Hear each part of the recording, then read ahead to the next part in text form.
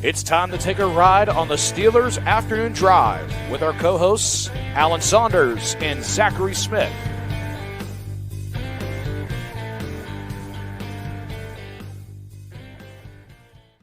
Welcome back to another episode of Steelers Afternoon Drive. I'm Zachary Smith. That is Alan Saunders. Alan, we sit here on a Wednesday, and I know like Thursday Night Football happens, obviously, across the league. Every single team does it at least once. We did it just twice last year. But for some reason, I don't know what it is about this year. I'm sitting here on Wednesday, and I can't believe that I'm saying the Steelers play again tomorrow, because it seems like just yesterday to me, they just beat the Baltimore Ravens at Acrisure Stadium, and they got this quick turnaround. So for you in the reporting world, where are we at with this? Does it feel the same to you? Are you on the complete opposite end of the spectrum? Where are we at with it? I think I'm the total opposite. I can't wait for this game to get here. I feel like it's taking forever. Okay. I mean, night games in general, we have this big gap between like the last time I talked to anyone or do any live reporting to the game. You know, like Sunday 1 p.m. I'm talking to players. Friday at 3.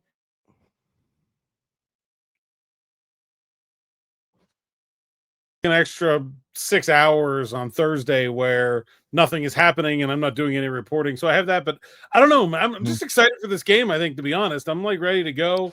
I think, I don't know. Today it was just like a, come on, let's get there day for me. I sat at home all day, just wrote, did nothing else. So yeah. You know, it's interesting. We actually got a question from somebody that was asking about like how you got into reporting, and we can get into that later. But we've had a lot of questions, I feel like, recently that are kind of like wanting to be behind the scenes into what is your world looks like. So from your perspective, we kind of touched on this, beforehand, at least going into now the game day. And we've talked about it. What does the week look like for the players as well? For you, what does it look like when they have this kind of like mini bye after a Thursday night game? Yeah, so the team will be off Friday, Saturday, Sunday. I assume, I haven't actually gotten that confirmed from the team, but that's the usual plan after a Thursday night game. So we won't have anything to do. We won't have anybody to talk to. Kind of spread out the post-game content a little bit more than I usually do. Figure 1 p.m. game, post-game content's coming out through the night Sunday and all the way till Monday morning. And then Monday, kind of the news cycle resets, right? There's a whole new list of things that are happening on Monday for the next week. When you have a night game, Sunday night or Monday night, that timeline gets super compressed. Like, you just got to cram it all in there after the game.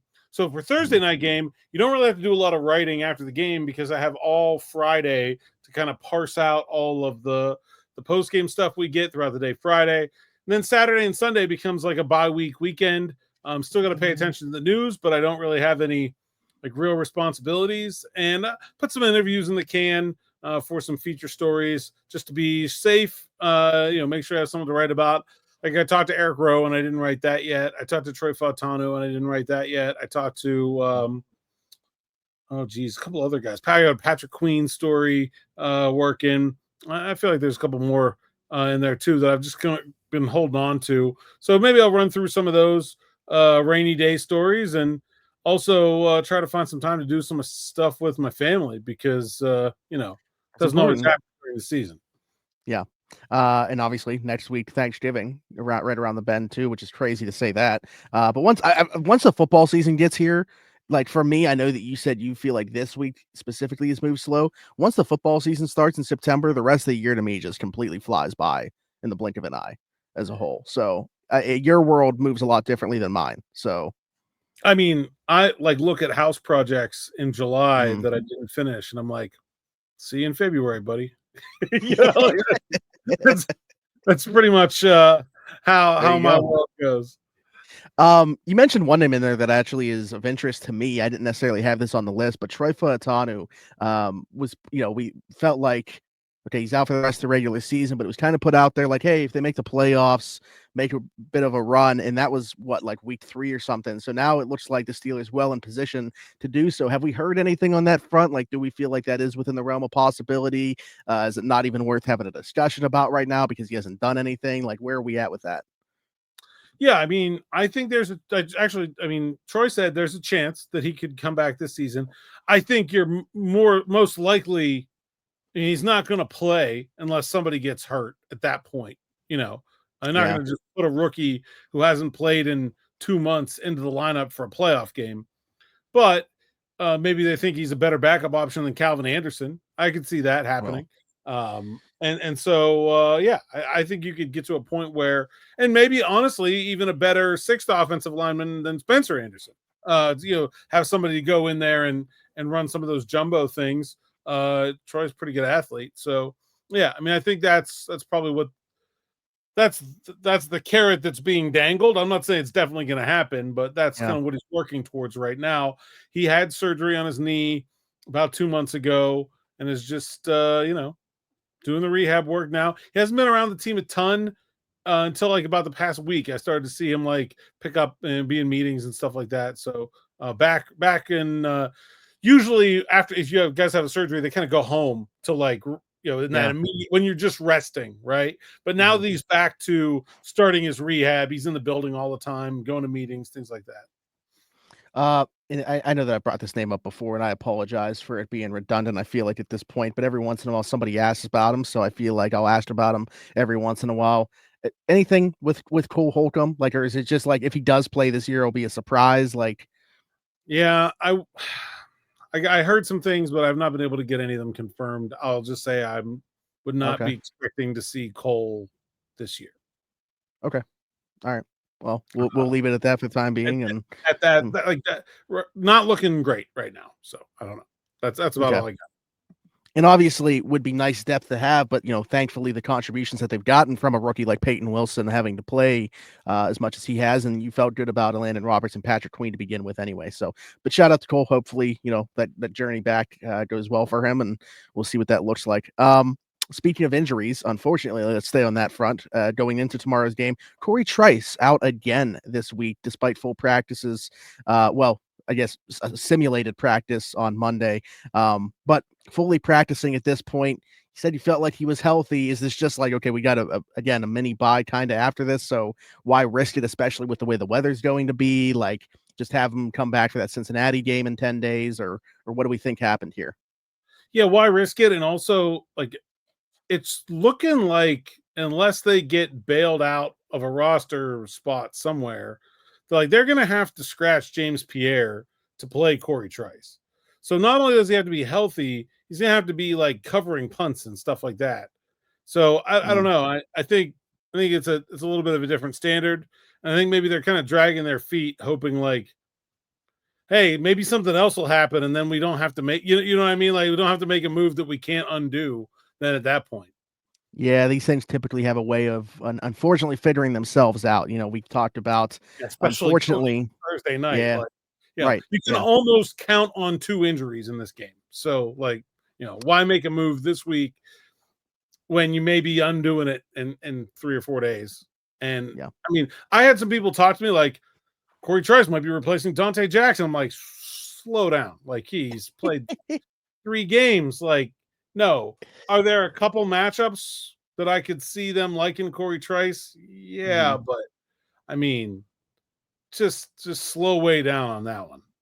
Yeah, I mean, as somebody that absolutely loves what Cory Trice brings to the table when he's healthy, and think that he's one of their better options if you really want to man somebody up and press him at the line of scrimmage, like along with Joey. I think he offers more there than like a Dante Jackson or a Cam Sutton potentially could.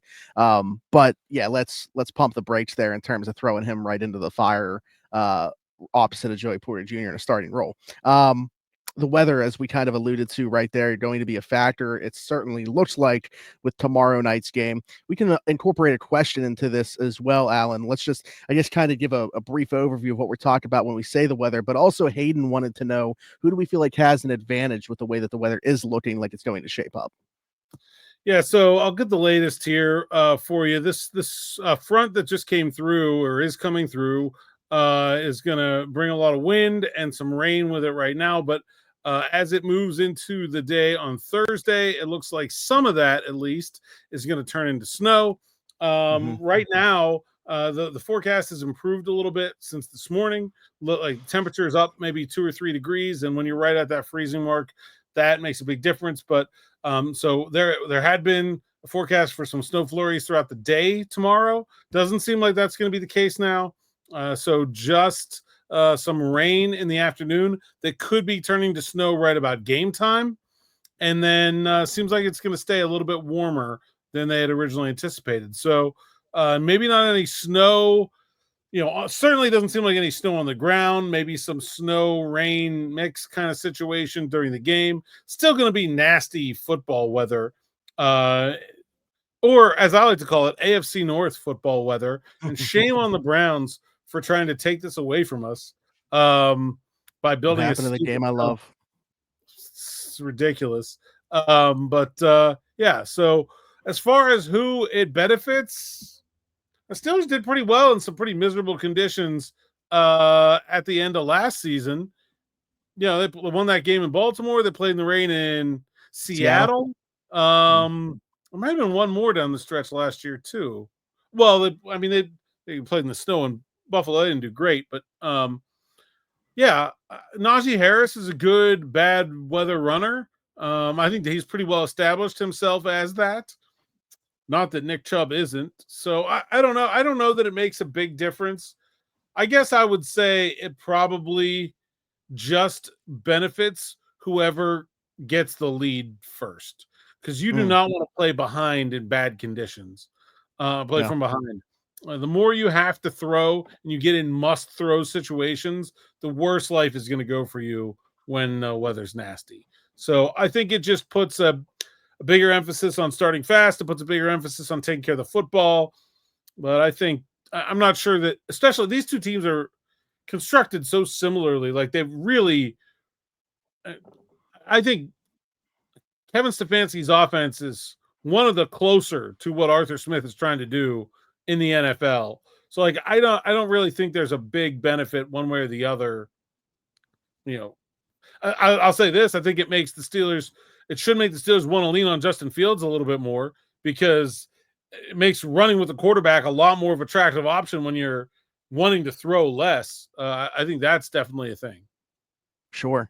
Yeah. So obviously, bad weather, running the football, talked about those two things going hand to hand. Obviously, just like what the numbers tell us about these two run games as well as their run defenses. Steelers right now 8th in rushing yards, and they are 4th in terms of stopping the run, 4th best in terms of rushing yards against. For the Browns, 29th in terms of rushing yards per game, 88.5, and they are 24th in terms of stopping the run, allowing just about 132 yards per game on the ground. So yeah, but don't just take those with like a 227-pound, 5'11" grain of salt.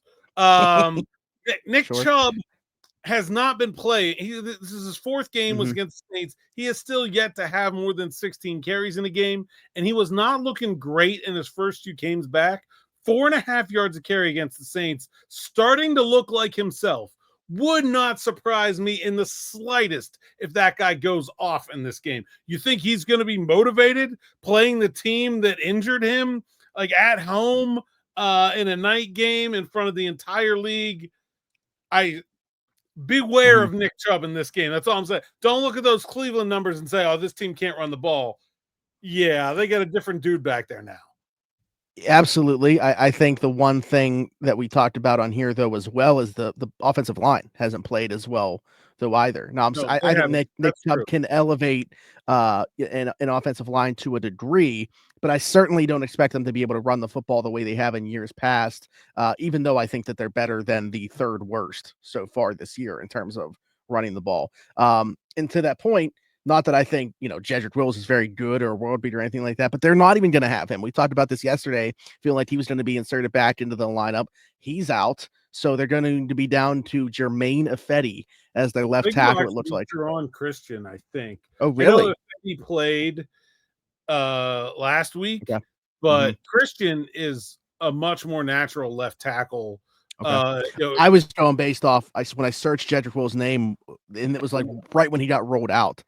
So a Browns reporter had put out that he would be. Okay. Yeah, I would play Christian. I mean, I know they just signed him, but Ifedi's never played left tackle in his entire career. The other thing that was suggested was kicking out Joel Bitonio, or maybe playing Jack Conklin on the other side. Although I don't think you want to take him away from TJ Watt. The Steelers are the one team where you probably want your worst tackle at left tackle. Not that Nick Herbig is not going to feast on whoever you throw out there, because he is. But yeah, I mean, I don't know. I think this is a game that people should be very wary of taking lightly. Let me just say that.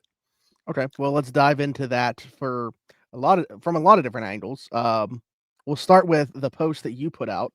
Actually, Alan, you got some screen time today on ESPN and all their platforms on the Pat McAfee show with this post. But the Steelers have never won a road divisional Thursday night football game. 0-7 all time, 0-5 under Mike Tomlin. Tomlin himself 2-8 on the road on Thursday night football in general. And 3 of those losses at the Browns. 2 against the Baltimore Ravens. Loved the interaction I had on Twitter underneath that post. I don't know if you saw it. Someone was like, yeah, I think I know what you're talking about. It was like Jacksonville's awful. Houston was awful. And I'm like, well, that Jacksonville team in 1999 won 14-2, went to the AFC Championship game, and Houston was 11-5 the year they beat the Steelers on Thursday Night Football. He said, "Well, I guess it's good to know that Tomlin can lose to good teams." I was like, "No, the one of those was Chuck Noll, and the other was Bill Cowher." And Tomlin was old in the first of those 2 games. The other one he was coaching at the University of Cincinnati. I love it when people are aggressively wrong on Twitter. It's maybe one of my favorite things about Twitter. People just shouting very wrong things.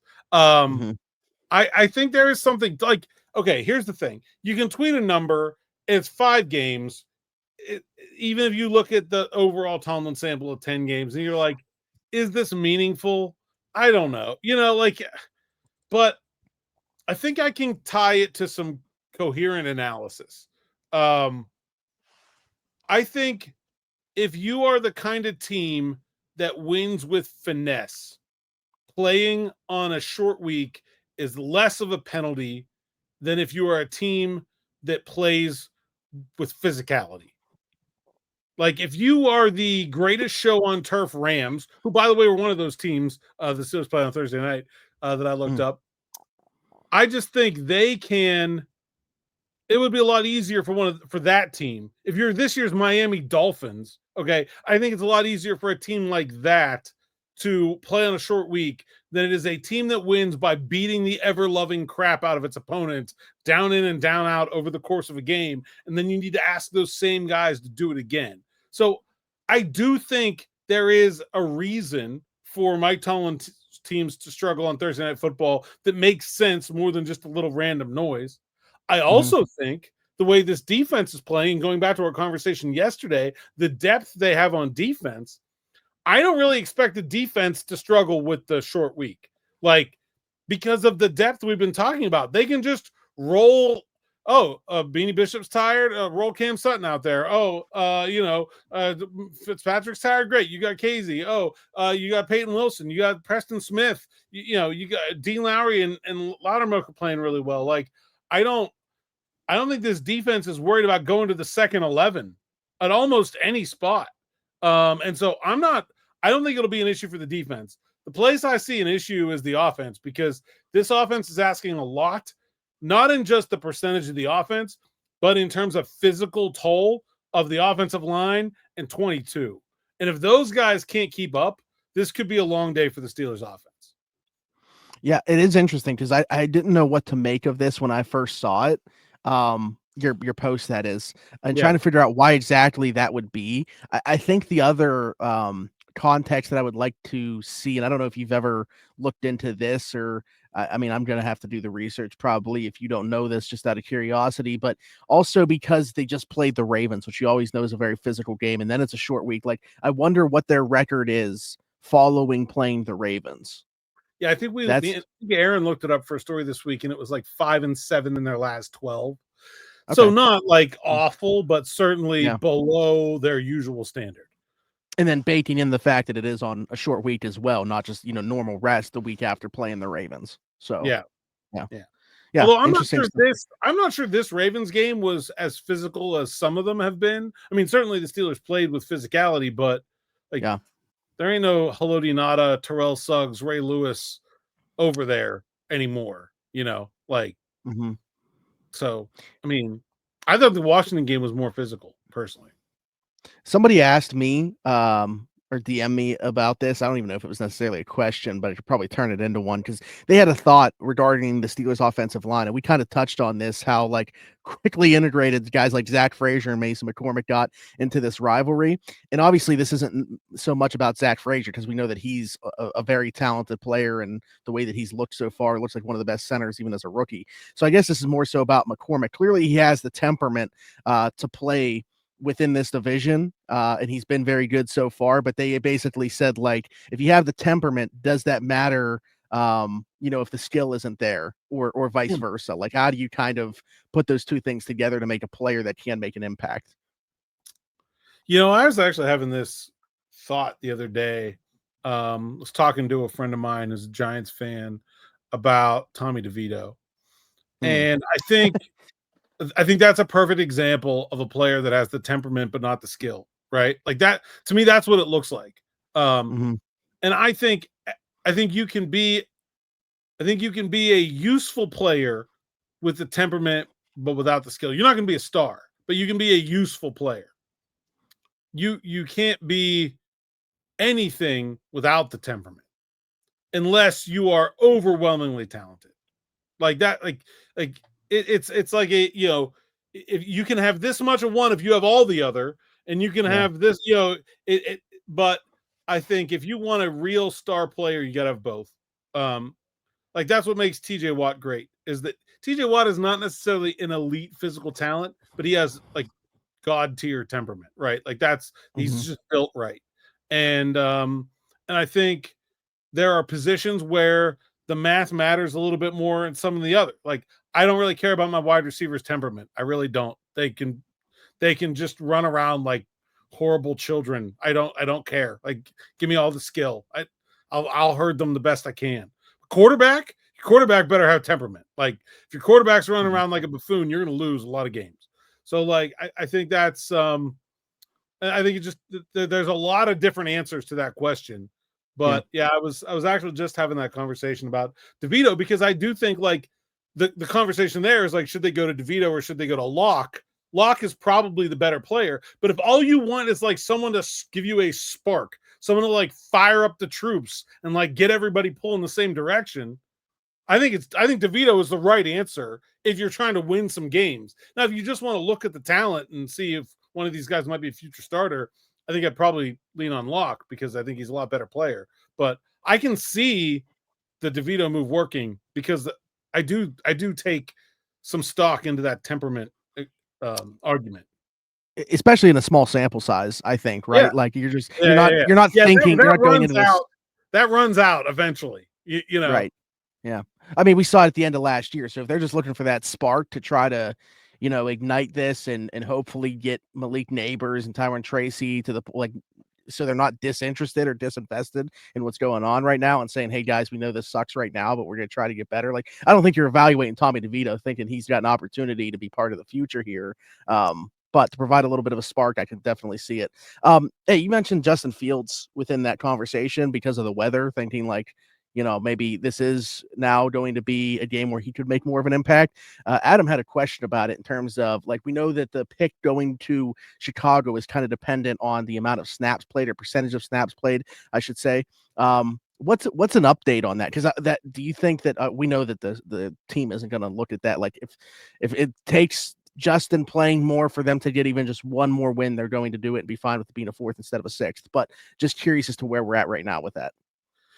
Yeah, so as of this moment, it is Justin Fields has played 57.9% of their offensive snaps. So that number has to keep going down. It, of course, will, the more that Russell Wilson starts.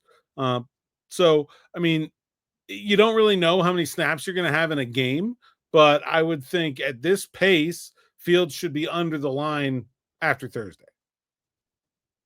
Okay. Yeah, I didn't know how much he has been going down, I guess, each week. Has that been something that you've like monitored at all, or no? Like it wasn't even on your radar until okay. I'll be honest. The guy making the decision about whether Fields is playing does not care about that draft pick. Yeah. Well, that's why he just does not care. He would light that draft pick on fire for 5 more points this week. I'm sure Omar cares. I'm sure there's Mhm. scouts somewhere that are counting that are very, very concerned about that. But I don't think the guy making the decision cares one bit. Yeah, absolutely. Somebody else on the offensive side of the ball, Pat Freiermuth, Christian Samolenko said, "Do we attach Pat's production or lack thereof just because of Russ not being able to see him, and do we anticipate Russ continuing to take steps forward?" So first of all, nailed that name. I stared at that for like 2 whole minutes before I came up with a. Well, I don't know if I did. Christian's gonna have to let me know if I did, but Well, you said it confidently, which is more important than if you said it correctly. yeah, It doesn't matter. Back in the old days, back before the internet, like if the TV people said your name wrong, that was just how your name was. Like it didn't matter what you thought. Like that was yeah, who you were now. I'm sorry. yeah, Just say it confidently.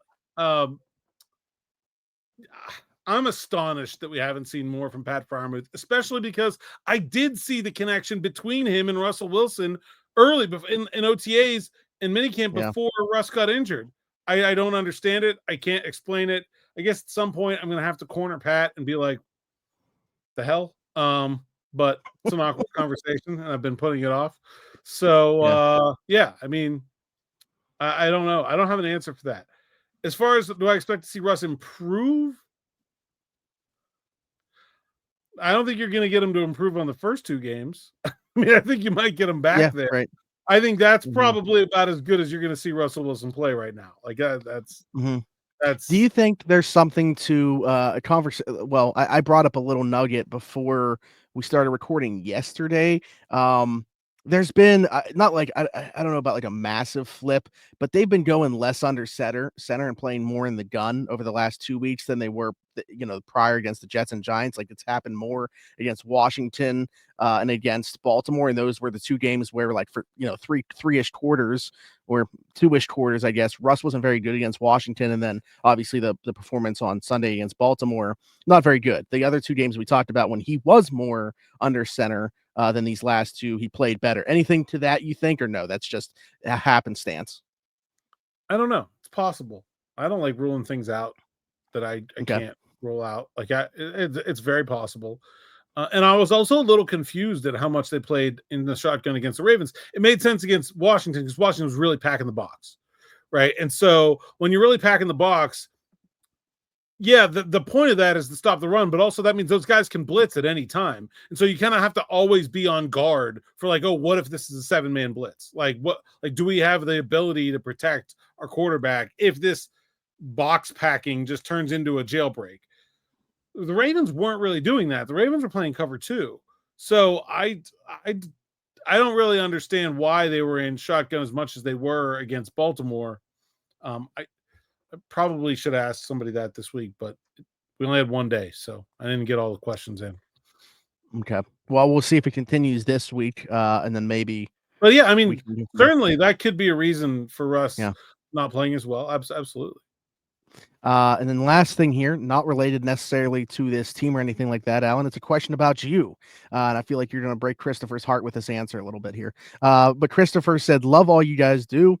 Listen from East Tennessee. Good topic. How have you and others gotten the best jobs on earth, being a Steelers/Pittsburgh sports reporter who actually is in all the practice, etc.? How did you get here? What's the average workday for you in detail? How does it all work?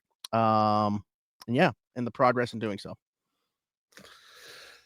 Yeah, you're right. I do. I appreciate the and you've talked about this too, where I Mhm. kind of have this people see the things I say and then they hate it, and then they're like, it's like the Alonzo Mourning meme where it's like, okay, and eventually you get to a Yeah. point where this guy actually knows what he's talking about, even if some of the things he says really really upset me.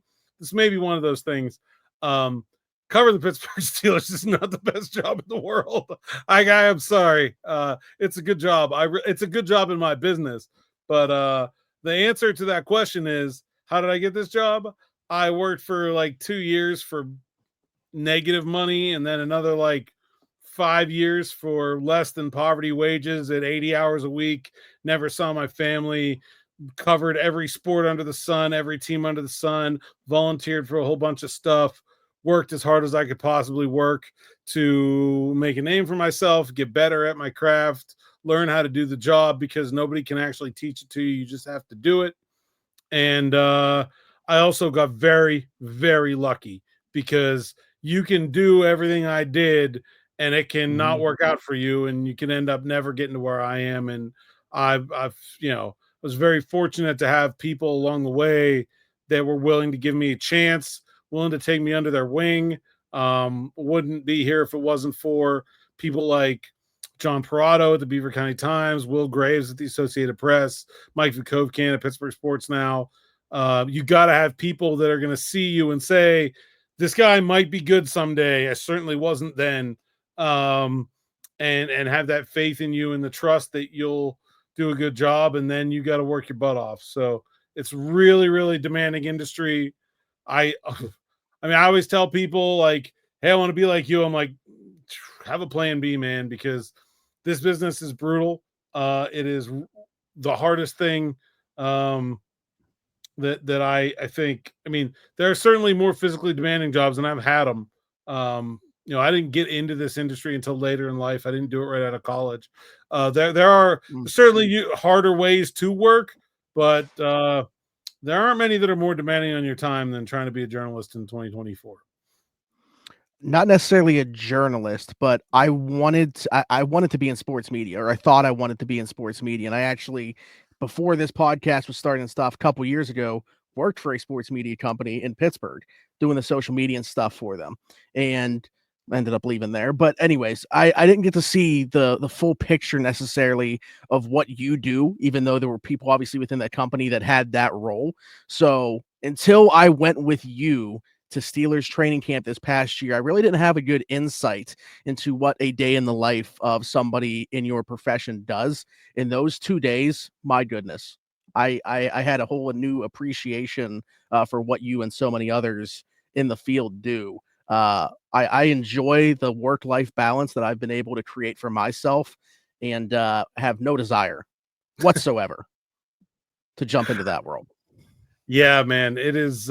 It's, somebody asked me, I was talking to a college one time, and somebody asked me, what's something that you wish somebody had told you earlier about this business? And my answer was, it never gets easy. Maybe if you get to be like Al Michaels, or trying to think of like the sort of writer equivalent, Peter King. Maybe eventually it gets easy, right? But not not so far, and I'm a decade into it, plus 12 years, I think.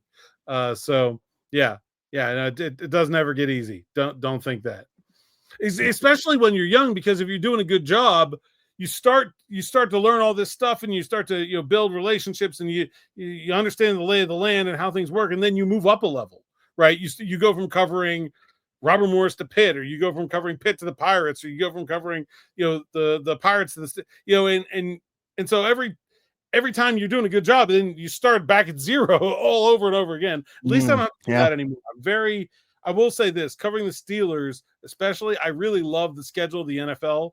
And I think this is one of the nicer beats to be on in terms of the work-life balance, and that most of the stuff I do, most of my work, except for 20 games, is during the day, during the week. That's not the case when you're covering baseball and hockey and basketball and all that other stuff. I also did enjoy, there seems to be a nice little camaraderie within the group too, of all the people that cover the team. I think a lot of people from the outside think you guys all hate each other. So yeah, no, I mean, we all get along quite. In fact, during this podcast, I have gotten a couple text messages from other reporters from other outlets about whatever, like concern about the weather driving up to Cleveland, or plans for this weekend. And yeah, we get along quite well. There's no there's very, very minimal professional animosity there. So yeah, continue to tune into Steelers Afternoon Drive, because you never know when we're just gonna drop some random little nuggets in terms of Alan's life, and what the work-life balance is, what the life is as a reporter. All these things sometimes will come to you, and anytime you ask a question, maybe if you want to know more about this, drop that in the comments along with anything else, your thoughts on anything that we talked about. But good stuff, Alan. Until tomorrow. Tomorrow, you want to give the people the rundown what's going on? Yeah, a lot going on. So morning rush, normal. Then in the middle of the day, a special episode of Steelers Spotlight with Aaron Becker featuring, should I give the guest away? No, we'll just tease it. Featuring a former Steelers player to talk about the challenge of facing a divisional rival on the road on a short week tomorrow midday. Can we know how recent this former Steeler? Was he an a old member, dude or like was a member of the XL and XLII Super Bowl teams. So okay. All right. Cool. All right. And then me and DB will be doing on this show, except it's going to be earlier in the day, so we give you guys more time to listen to it because the game is, of course, at 8:30, and I will be driving to Cleveland. So we'll be doing the afternoon drive with me and DB a little bit earlier. And then, of course, post-game is going to be me and Matt Geica staying up late, the Michigan man, filling in for us again at about – we've been rolling about 40 minutes after the game ends, 45 minutes, somewhere in there. So shoot for that. Yeah, no me tomorrow. I mentioned that work-life balance thing a couple minutes ago. Hey, there was no Smitty in that whole list. 5 things happening in the YouTube channel tomorrow. This guy is doing nothing. Nope. Wipe my hands clean. I'll see you guys Friday. No, but good stuff. Alan, until everything that you got going on tomorrow, tell the people they can find you. At @Saunders_PGH on X, Instagram, TikTok, and Blue Sky. PGH Steelers Now is the site's account on all of those places. SteelersNow.com. Go there, read the words so that I can get paid. Sign up for SN Plus with promo code Allen10. Get 10% off an annual subscription. Works out to $4 a month. I went to Wendy's for lunch today and I cleared it with them. They're fine with it. It will save you the price of the Wendy's. And also Wendy's was $12. So like it'll actually save you $3 months worth of Wendy's. And make sure you like, subscribe, hit that bell for notifications so you don't miss any of the stuff we just talked about going on here on the YouTube channel. And then that's it. $12, still less than my Five Guys though. So yeah, you got me beat there. Five Guys rent. Seriously. Especially if you DoorDash it. I mean, you're talking. Absurd. Yeah. Good luck getting that mortgage payment. But anyways, like, subscribe, hit that notification bell. Hit us in the comments with your thoughts, anything that we talked about today, a question for a future episode, whether that's Steelers related, Alan's work related, anything that you want to know about. Leave us a 5-star review and subscribe wherever you're listening, Apple, Spotify, wherever you get your podcast from. Just search Steelers Afternoon Drive. Same thing on TikTok. Find us over there, Steelers Afternoon Drive. And then find me everywhere, Zachary Smith, PGH. For Alan Saunders and myself, thanks for jumping in. Take another ride on the Steelers Afternoon Drive.